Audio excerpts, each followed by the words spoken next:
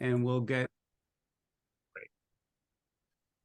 Welcome, everyone. My name is Joel Bennett, and I work with Irene Cassidy, who is here. You can see Irene. And Eileen Sanchez, who's also here from the Healthy Arizona Workplace Public Health Initiative. And this is a combined initiative with Maricopa County and the State of Arizona Department of Public Health. Today, as you're joining in, please make sure you tell us about who you are in the chat box. We're really happy to see people from all over. And I'm going to just dive in. So today, we're going to talk about what the purpose of a community of practice is, our plans for our next Resilience to Thrive training, progress we've made with the Resilience to Thrive program. Actually, we have one of our facilitators here who's going to share a little bit. We'll talk about the key topics of interest and why we selected these 3 key topics for breakout discussions today: addressing fatigue and sleep, building resilience, and leveraging the employee assistance program. And the reason we selected those, as you'll see, is that's what people in this community have said they're most interested in. For each of those topics, we'll have, I'll do a very brief but deep dive into some practices for each of those. We'll do a poll to get your interest in those. Then you'll be sent into breakout rooms where you'll have a chance to discuss your interests and needs. And then we'll do a quick debrief before diving into the next topic. So this is going to go very quick, sort of like a lightning round, but you're going to get a chance to get to know each other, which is the true purpose of a community of practice. But before we go further, I'm going to turn it over to Irene Cassidy from HAWP, and she'll tell you a little bit about this program. Okay, so I was told to make it super brief, so I'm just going to be really quick and give a really quick overview of the Healthy Arizona Worksites program. So the program is a statewide program for all worksites, and it is a part of the Arizona Department of Health Services, run by Eileen, if you want to wave, who's on here today. It's a program that helps to build or enhance wellness programs using the evidence-based CDC Worksite Health Scorecard. And what we've done in the past is have trainings, webinars, and an award event every year since 2015. And since then, we've had over 300 different worksites participate in part of those events. And so with this community of practice, we're really excited to expand on some of those past events that we've had and really connect and collaborate and bring together the Arizona community of worksites. Right. Thank you, Irene. And this is definitely a new initiative. So to give you a little bit of background on what a community of practice is for those who may not have been in one before, it really is a forum for ongoing learning. And to make that work, it really is creating and giving you an opportunity to voice your concerns, your issues, and needs. And that's what we'll be doing a lot of in a minute here. You'll have the opportunity to connect and learn from each other, to share best practices, empowering you. Many people who work in this field, whether it's on the wellness side, the employee assistance side, public health side, may not feel empowered. There's a lot of burnout. There is a lot of pressure. So this is also meant to be a community for support. Possibly explore new frontiers. Who knows? Maybe you'll come up with an idea today that will ending up in a strategy. So we want to create new events, opportunities, and collaborations and provide ongoing networking and professional development. So again, put your name in the chat box so people can get to know who you are as you enter in and get to see if there's somebody you might want to connect with. So to make that work, some basic tips are to be proactive, to ask questions, use the chat box, talk to one another, talk about what inspires you. The CDC profile, Irene briefly mentioned, is the HAWP sort of lodestone that everyone who's in the HAWP initiative generally completes that CDC Healthy Worksite Scorecard, and you'll get a link to that afterwards, if not now, in the chat box. I think Irene, we have an upcoming training for that. So this allows you to understand what you're doing well, what needs you might have, and how you can learn. And in fact, that's what we're talking about today, are 3 areas that are described in that scorecard. Use the resources, and we'll give you a resource guide today, and we'll give you a link to that. If not now, then afterwards. This is all for mental health. So we're talking about consulting your EAP, your community. In fact, 211, you're going to hear something about 211 that I'm very excited about here, given one of our resilience practitioners. And just continually share what works. So this is what a community of practice is. Yeah. What motivates you? Why are you here? And I do encourage you in the chat box, why are you here? What motivates you? What motivated you to be here today? And what we know about a community of practice is that it allows us to be bigger. So you don't overcome challenges by making them smaller, but by making yourself bigger. And the best way to make yourself bigger is by joining a community. And that's the intent here. So if you don't mind sharing in the chat box, what motivates you? What inspires you? Why did you come today?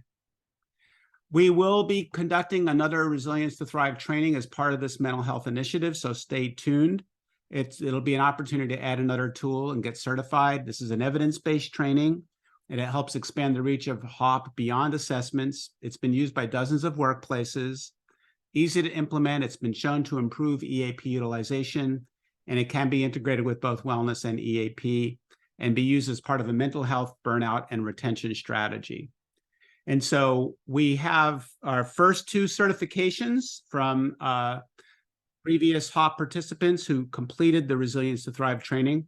The first, Lisa couldn't be here today. She is the Employee Wellness and Engagement Coordinator for the city of Chandler. And she says it was wonderful to partake in a workshop that focuses on neuroplasticity to retrain how we react and respond to stress.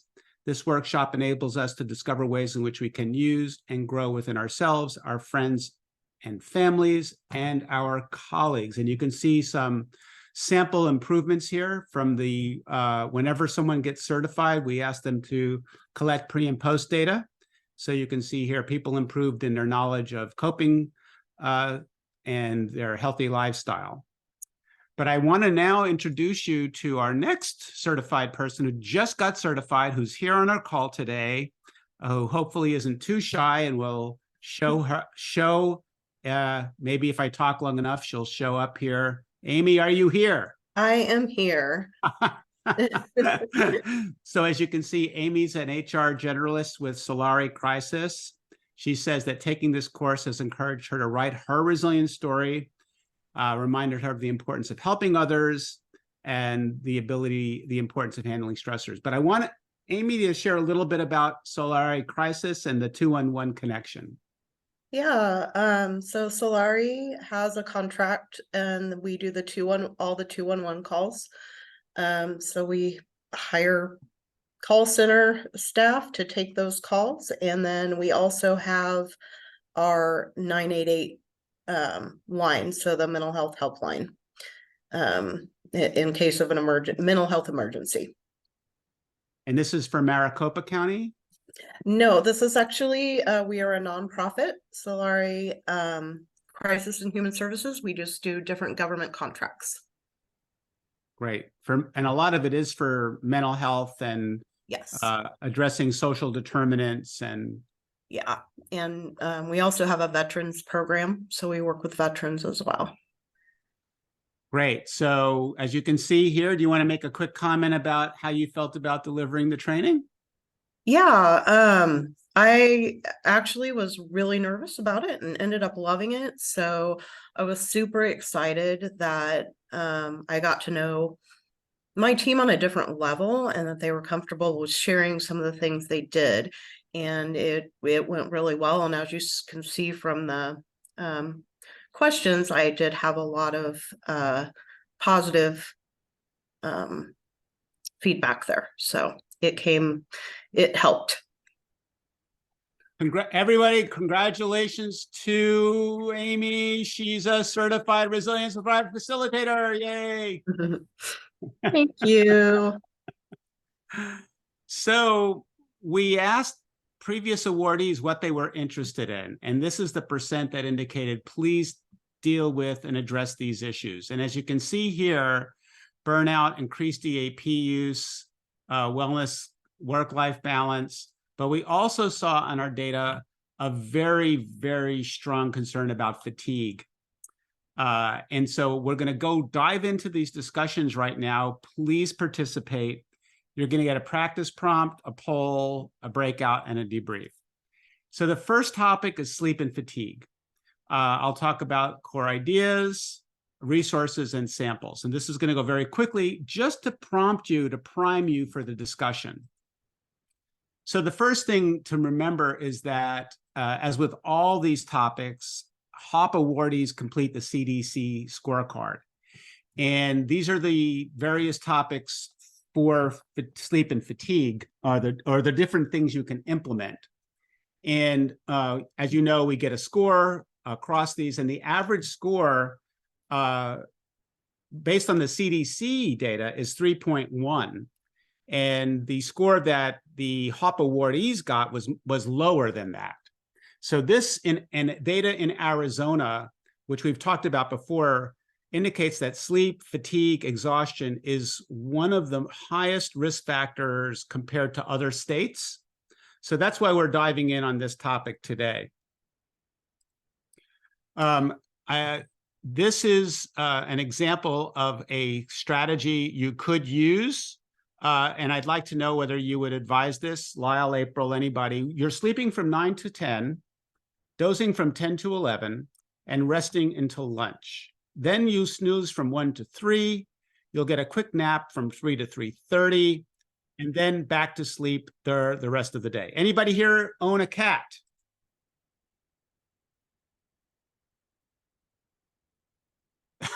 Nobody? Anybody have a cat who can say, yes, this is true?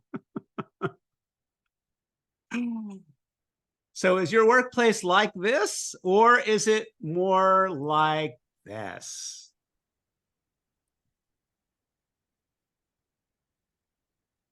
The first or the second? Okay. I suspect our workforce is a lot like the first one, and maybe that's why I don't own a cat.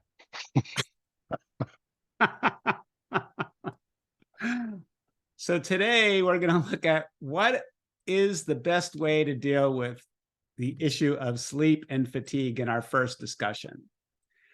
There are two basic categories. And in the chat box, you'll see there are links here. I think Aldridge is going to enter these links. There's so much great information on educating employees about sleep. There's information about myths and facts, physiology, workplace costs. We know beyond a shadow of a doubt that sleep problems are associated with increased diabetes risk and depression risk. So when we talk about sleep and fatigue, we're also talking about mental health and physical health, of course. But there are also real tools. You can do screening days. I'll be talking about that. There's leadership training. I'll be talking briefly about that. There's a very more advanced approach called fatigue risk management, not only educating, but giving employees tools on sleep hygiene. But going back to our previous slide, it might help to do a culture audit of how much the culture is a fast-paced workaholic. You get a prize for staying at work until 8 o'clock at night, right? Anybody here in that category?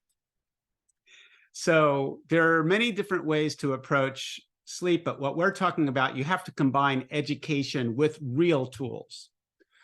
The HAWP resource guide, which you'll get in the chat box or you'll get afterwards, has a whole lot of links to tools you can use. So you'll be getting this after the webinar, if not right now.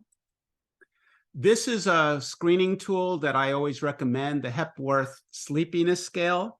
How likely are you to doze off in the following situations?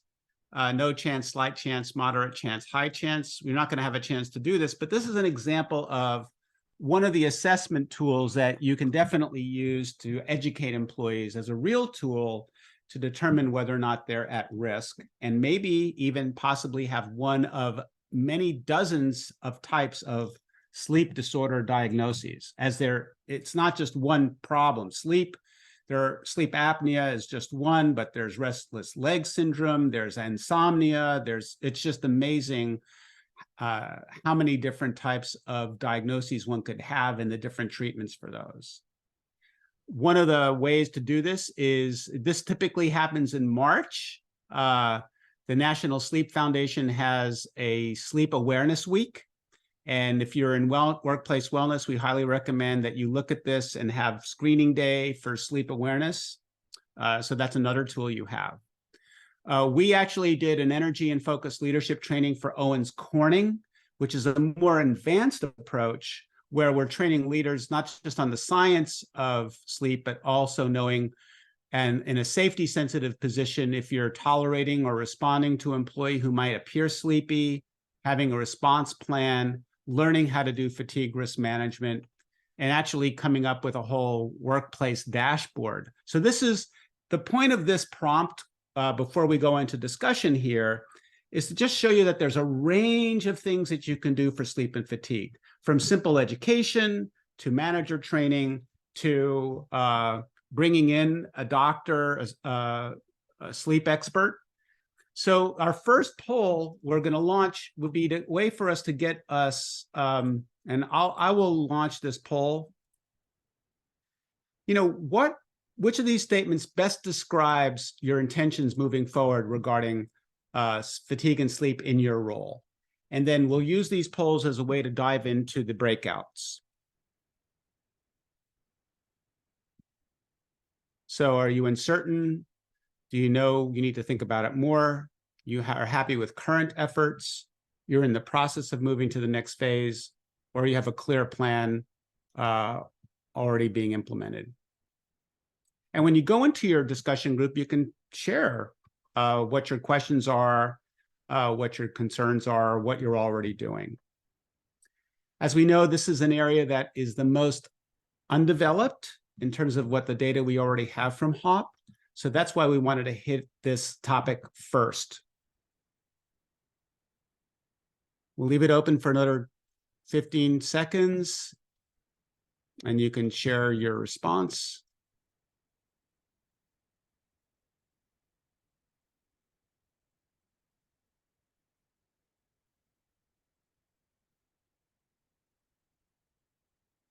Okay.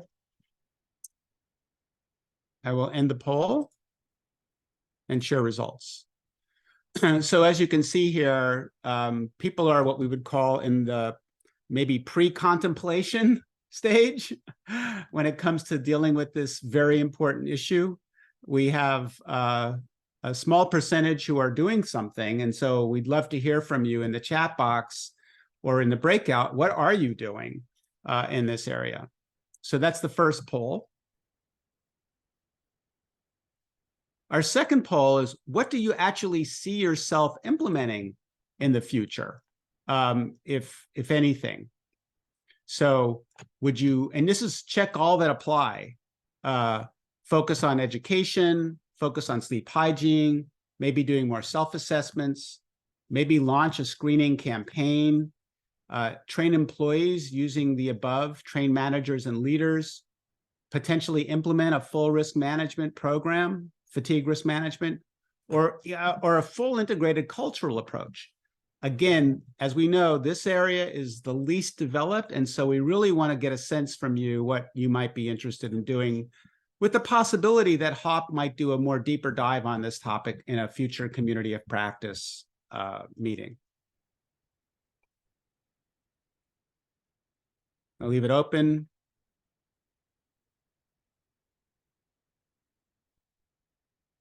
Check all that apply, so you can choose more than one.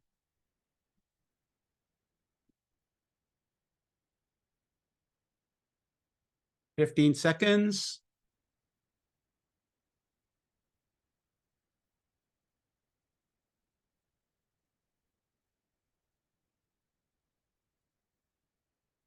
Okay. Great. So as you can see here, the number one area is focus on education coaching. but there is strong interest on sleep hygiene and self-assessments, less on the more integrated approaches, which makes perfect sense if many of you are in more of a pre-contemplation as to what you're going to do. So now we're going to move to our, the real purpose of this is breakout groups. So in your breakout groups, you'll be put into a breakout group. We have about 25 people, so you might be in a group with 4 or 5 other people. And what we want to know is, what are you doing in this area? What do you want to do? What do you need? Can you see yourself doing more? And of course, how can we help you? Anybody want to share what came up in their group as a topic or concern?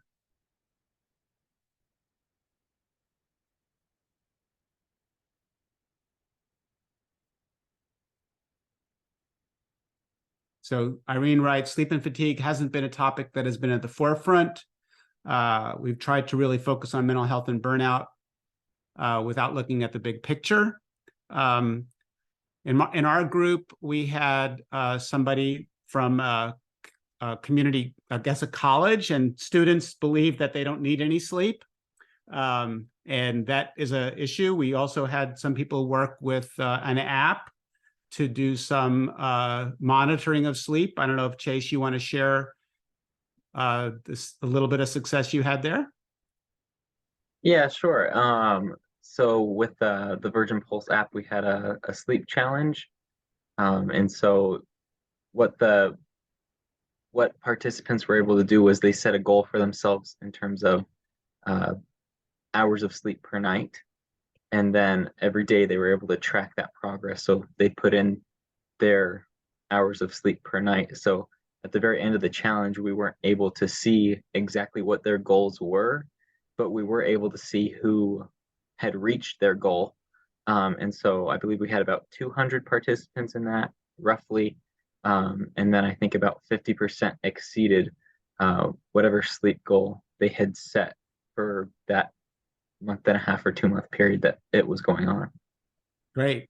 So that's a great example. Congratulations. You know, you don't need to have an app. You can always do that, you know, just in general by having people do that, keep a diary. Any other comments on any concerns or areas of interest for the future on this topic? Eileen, you want to share from your group? Yeah, I wanted to share, I was with group 4, and just some of the things that they're, already doing. They shared, they send out communications about different things every week.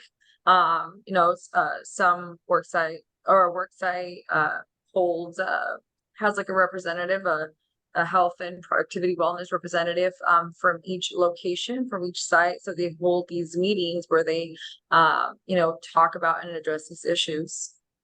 Things that they want to do, want to bring awareness to all employees. Some work sites, they have employees that are 24/7, so they're all on different schedules. So how do you address the needs of everybody when everybody's on kind of different cycles, sleep cycles? And then we talked a little bit about like what would they need in order to address these better. Some of the things that came up is, just having like providers maybe that are there to address, these sleep issues and somehow retain, their patients, retain the participants so that these things are addressed. And also having like more visual resources readily available. Usually our attention span is we see something 2 seconds, all right, next, so having these visuals that will be successful in, communicating the information to employees to, hopefully address some of these issues and topics. Great. Those are great ideas. Maybe HAWP will sponsor a sleep awareness week next year, and we can get those visual posters out there, right? So I'm going to share my screen again, and we'll go on to the next topic. Please enter into the chat box any questions or comments you have about this topic as we move forward. You never know, something else might surface. So our second topic is resilience and thriving, which is a core part of what we've been doing with HAWP, with the resilience training, as you heard earlier from Amy. So in our work, we've noticed that there tends to be this you can do it willpower bias, Humpty Dumpty. I'm laying there in a pool of my own yoke, and all the king's horses, all his men, useless. I knew then that I'd have to put myself back together, and you can too. So this is what we call a individuocentric bias, that, hey, anybody can be resilient. You just have to get your act together. That is sometimes a problem because it sends a message that if you're not resilient, it's your fault. And yet many of the resilience programs out there tend to focus on the individual's own strengths. But the cultural truth is this, right? That we live in a culture where this is a new stress test. We just put on the news, and we have alienation, time pressure, time urgency, 24/7. So you cannot do a resilience program that will work for the long term if you're only focused at the individual level. So for the prompt here, I'm going to remind you that HAWP, and Irene will put this link in again so you can access these resources, as there's so much out there on this topic. Again, we think that there's a distinction between the education for prevention and what we call real tools. And so you can talk about myths about stress, you can talk about workplace costs, you can talk about the impact on productivity. I always recommend Jeffrey Pfeffer's book, Dying for a Paycheck, which pretty clearly documents how the United States economy suffers $300 billion a year because of stress. And you can provide mindfulness. On the other side, you have more of a systemic approach where you're addressing the culture, leadership training, the training that HAWP offers, integrating your EAP, and again, doing a culture audit. So here are some articles that I've written on a more what we call multi-level or systemic approach, where you're training individuals on resilience, teams on resilience, and the organization as a whole on resilience. And we have a number of resilience trainers here, in addition to Amy, who have been doing a lot of team resilience work. So resilience always comes on the heels of a stressor, and it's an ongoing dynamic response that fades or sustains over time. Accordingly, the first step is to evaluate what is the stressor. Is it an intrapsychic event? Is it a life event? Is it a job role event? Is it the way the job is designed? In shift work, someone here works with police and fire. Sometimes those jobs are designed to not be optimal for handling stress. Maybe the climate is toxic. And are there socioeconomic factors? So how can you deal with resilience if you're not addressing the stressor at the level that it is? So the first thing to do is to identify the stressor. And here you can see some examples of that. And this is a reference that you're going to get a link to or already have. And so you have to look at what is the nature of the stressor. Can you control it? How many resources you have for it? Is it a single incident? Is it occasional? Is it chronic? Or is it critical? So this is one of our tools to look at how much is the stressor personal? How much is it environmental? How much control over you have it before you can really do any resilience work. You have to really look at what the stressor is, so then you can do the rest of the work. So the poll will then follow that as, again, to prompt us into the discussion. This first poll for stress is your intentions. So which statement best describes your intentions moving forward for doing this work, multi-level resilience and transformational stress management? Uncertain, but nothing comes to mind. I need to think about it more. I'm happy with my current efforts. I'm in the process of moving to the next phase, or you have a clear plan already being implemented. So we'll leave it up for 30 seconds and we'll see where you are. Again, think about what you want to share in your breakout group as we move into this. Some of you really have a need, and you can ask for other people in your group, hey, what have you been doing in this area? Another 15 seconds.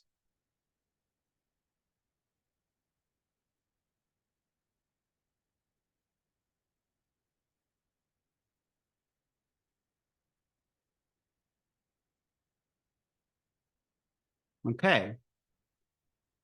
So the majority, or the most people, are saying, I think I need to think about it more. But you have a third of you are either doing something or actually being more intentional about it.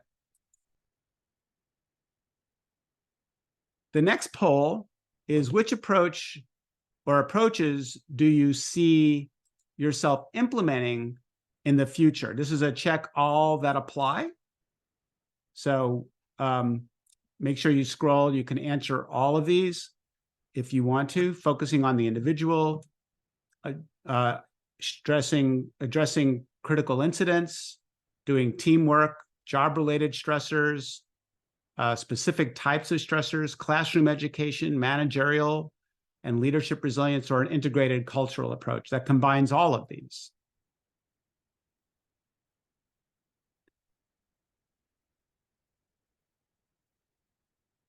Leave it open for another 15 seconds.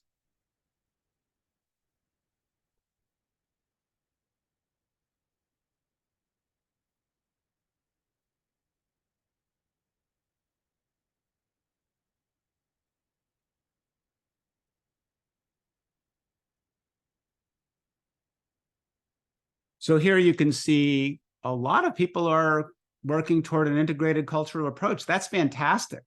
That we're seeing a lot of. That's not typical to see that happening.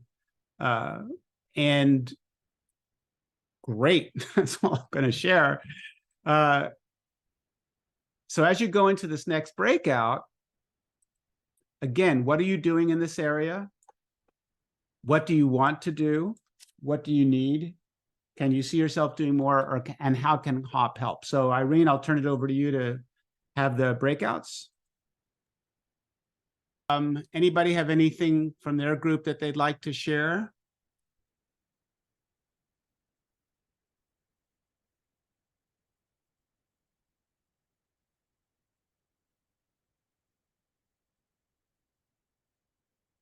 Nobody?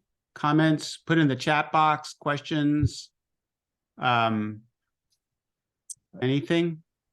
It seems to me that some of the assessments we got a quick glance at today might be helpful in bringing a practical level of understanding to both senior leadership and especially those middle managers about how our decisions about how we operate are affecting employee stress and the potential to be resilient.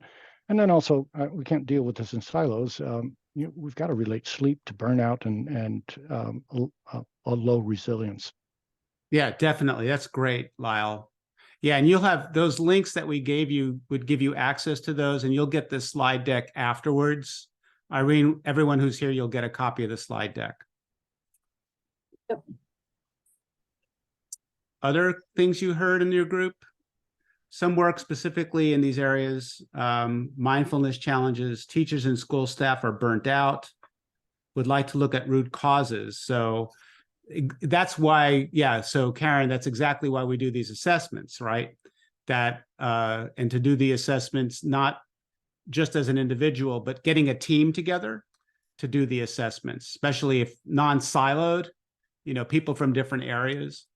One of the things that came up in our group was, and I'll go quickly here so we can get to the next piece, is how people who are doing things and can help people who are not doing things. We already saw that in our group. So I just want to encourage you to reach out to each other in the chat box if you heard somebody share. The last thing we're going to talk about, and we'll have less time because we're going pretty quickly through here, is leveraging your EAP. And I'll just briefly, this article, you'll get a link to it. There's a troubling trend with regard to EAPs, which is check the box, that new insurance products have an added an quote EAP benefit for free when other insurance parts are purchased. But the truth is it's not really free. And we know that these so-called free EAP programs, utilization is very low. And they often only offer individual counseling. And they can make referrals when there's a crisis. They often don't do workplace support services, work-life addiction, and difficult workplace issues. These free AAPs, and you can indicate in the chat box whether you have one of these, they're okay. There's no cost, but if all you want to do is check the box, then that's what they do. But what we know is that to leverage your EAP, you really, again, have to make a work culture effort. We know that really good internal programs at big organizations that have an internal EAP get average utilization in the range of 10 to 15%, if not even more. They have union support, HR staff and middle managers know, and there's a spirit of collaboration. We also know that it's important to go beyond clinical topics for a good EAP to prevention education. You should use every training or touch point on key proactive and destigmatized topics. The EAP talks about positive life events like marriage, childbirth, work-life balance, sleep, resilience. So that's another piece. And this is an article that we wrote recently that talks about very specific ways you can get your leadership involved. So because of the time we have, this next poll, I'm just going to quickly ask you to complete, and then we'll probably just jump right into a briefer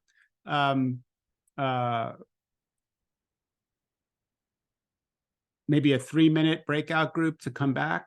But which statement best describes your current orientation to your EAP? Go ahead and answer, and you don't know, it's a low use free service, minimal promotion, hybrid, it's an internal only, you have other mental health, but it's not an EAP, you promote the EAP through wellness. Just, I know this is a tough one, but pick the one that best describes.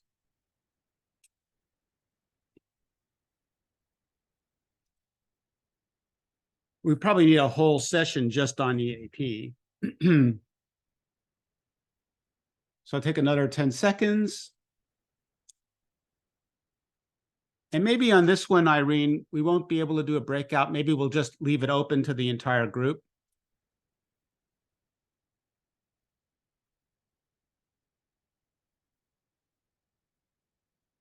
So as you can see here, strongly promoted free service, not very much use of an internal EAP. So I'm going to just open it up and ask people for our breakout here. What are you doing with EAP? What do you want to do? What do you need with the little bit of time we have? Anybody want to comment on how they are leveraging their EAP?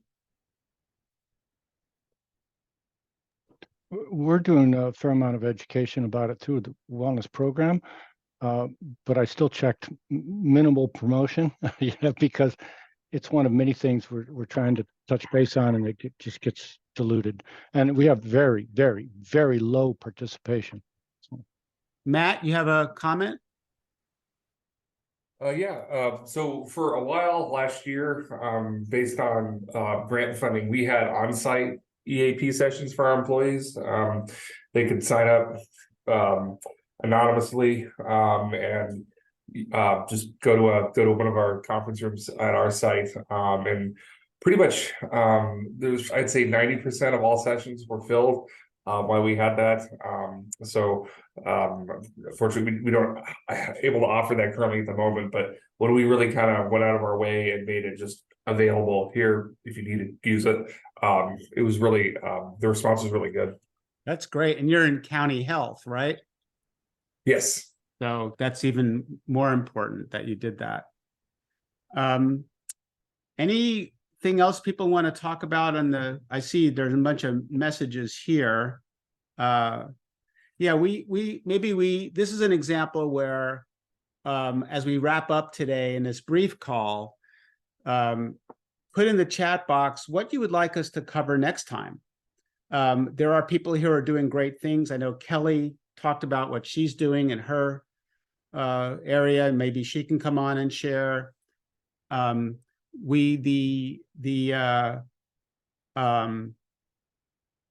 Next time we meet, we'll talk more about the resilience training, which actually has been shown to improve EAP utilization.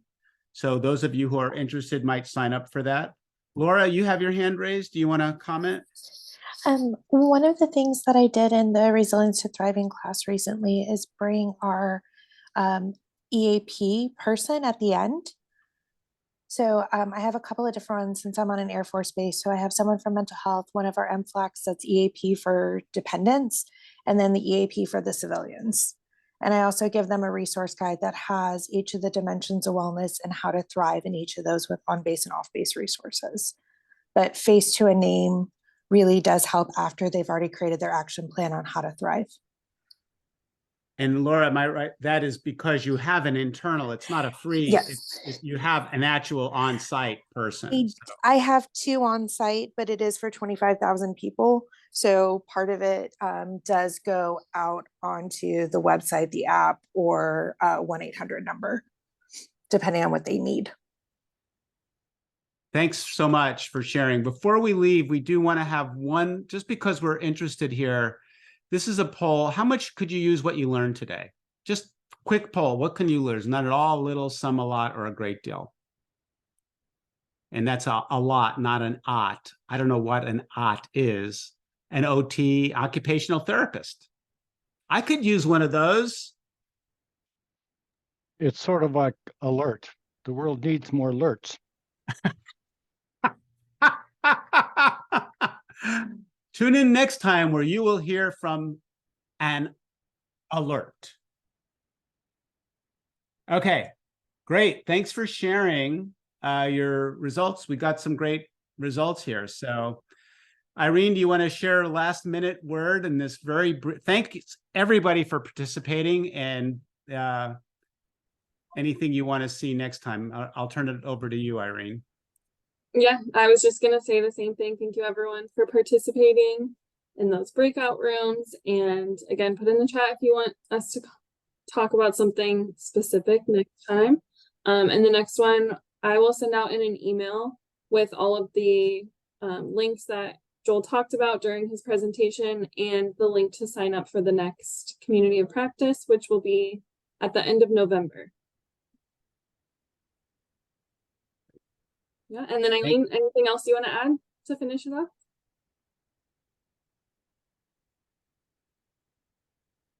No, just thank you for participating. I'm gonna drop the link to the November webinar in here. If you or any of your colleagues need to attend a training, HAWP 101 training, we'll send those links as well. And just make sure that you get started on your scorecard this year so that you can finish the application process.